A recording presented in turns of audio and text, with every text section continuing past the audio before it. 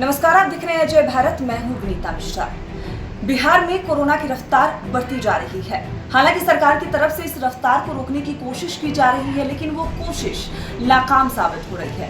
बिहार में एक बार फिर से लॉकडाउन रिटर्न आया, लेकिन उसका नतीजा कुछ भी नहीं निकला। ये रफ्तार बढ़ती जा रही है और इस रफ्तार पर ब्रेक लगाना फिलहाल नामुमकिन नजर आ रहा है। बिहार में सिर्फ संक्रमण के मामले नहीं, अब मौत के मामले भी लगातार बढ़ते जा रहे हैं। और इससे पहले की अगर बात करें तो बिहार में बीजेपी एमएलसी सुनील कुमार सिंह की मौत कोरोना की वजह से हुई। इतना जानना काफी होगा कि बिहार में कोरोना कितना भयावह हो गया है। बावजूद इसके बिहार में तमाम पार्टियां बिहार विधानसभा चुनाव पर फोकस कर रही है। वो ये भूल बैठी है कि बिहार में कोरोना कितना भयावह हो गया है। बीजेपी एमएलसी की मौत कोरोना की वजह से हो चुकी है। कई नेता अभी भी संक्रमित हैं।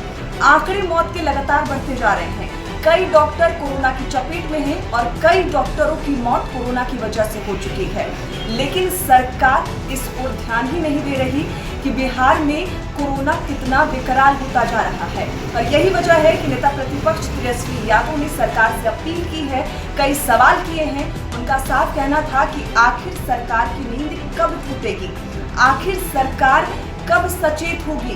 सरकार को सचेत करते रहे हैं कि बाढ़ को देखते हुए और कोरोना को देखते हुए जो इंतज़ाम सरकार को करना चाहिए था, जिस प्रकार से डिजास्टर मैनेजमेंट करना चाहिए था, उसमें पूरी तरीके से सरकार जो है फेल नज़र आई। और आप तो देख सकते हैं उदाहरण के रूप में कि एनएमसीएच के डायरेक्टर को जो है बिहार सरकार ने हटा दिया।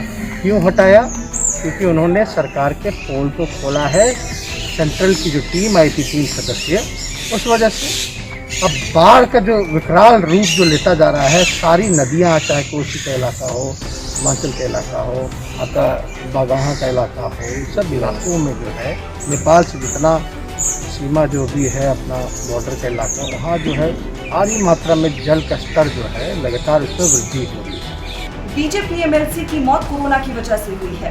उन्होंने इस मौत पर दुख व्यक्त किया है और सरकार से सवाल भी पूछे हैं। उन्होंने साफ कहा है कि अब तो आप जाग जाइए। स्थिति बद से बदतर होती जा रही है, भयावह होती जा रही है। सुनील जी के परिजनों के प्रति हम संवेदना प्रकट करते हैं और श्रद्धांजलि अर्पित करते हैं। विधानसभा में हम लोग विधान परिषद में वो सदस्य रहे और अचानक से हम लोगों को तो ये भी नहीं पता था कि वो कोरोना पॉजिटिव पाए गए हैं। और कल अचानक से ये खबर मिली कि उनका जो है मृत्यु हो गया। बेहद ही दर्दनाक बात है। अगर अब भी आप विधानसभा चुनाव पर फोकस करते रहेंगे तो बिहार में जो विधानसभा चुनाव होंगे, लाशों के ढेर पर ये चुनाव होने वाले हैं। ये स्थिति अब मंत्री विधायक जब रिकवरी नहीं हो पा रही है, मृत्यु हो जा रही है, सरकार को गंभीर होना चाहिए। केंद्र से 3 सदस्यीय लोग आ रहे हैं और यही बीजेपी के लोग जो है चुनाव में लगे हैं। आप बताइए, हम तो बोल रहे थे लाशों के ढेर पे चुनाव कैसे होगा। इनके खुद के एमएलसी का निधन हो गया कोविड-19 की वजह से, और इस स्थिति में बीजेपी को चुनाव की पड़ी है, नीतीश कुमार जी को चुनाव की पड़ी है। और ऐसा करना कहीं से भी उचित नहीं होगा।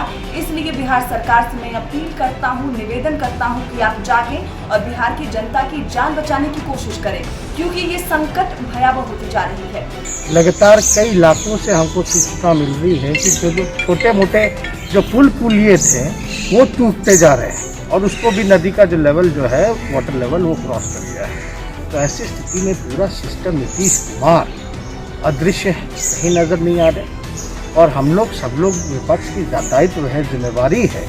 और 3 अगस्त से विधानसभा भी चालू है, तो हम लोगों की जो जिम्मेदारी है उसको निभाना है, जाकर के देखना है, लोगों के दुख दर्द को जो है सामने लाना है और उनकी आवाज़ को बुलंद करना है। सरकार की कमियों को जो है सरकार के सामने हम लोग लाएंगे। नहीं, नेता प्रतिपक्ष तेजस्वी यादव ने ये भी कहा है कि जिस तरह बीजेपी एमएलसी की मौत कोरोना की वजह से हुई है, अब सरकार को सचेत हो जाना चाहिए कि बिहार में कोरोना कितना भयावह हो गई है। ये तो सरकार जो है पूरी तरीके से चुनाव में व्यस्त हो गई है, चुनाव की तैयारी कर रही है। कोविड-19 को लेकर के और बाढ़ को लेकर के जो इनको लोगों का जान बचाना चाहिए था, उसको इनको चिंता ही नहीं, अपनी कुर्सी की चिंता है। अभी के लिए बस इतना ही। बिहार झारखंड की तमाम खबरों के लिए देखते रहिए एबी न्यूज़।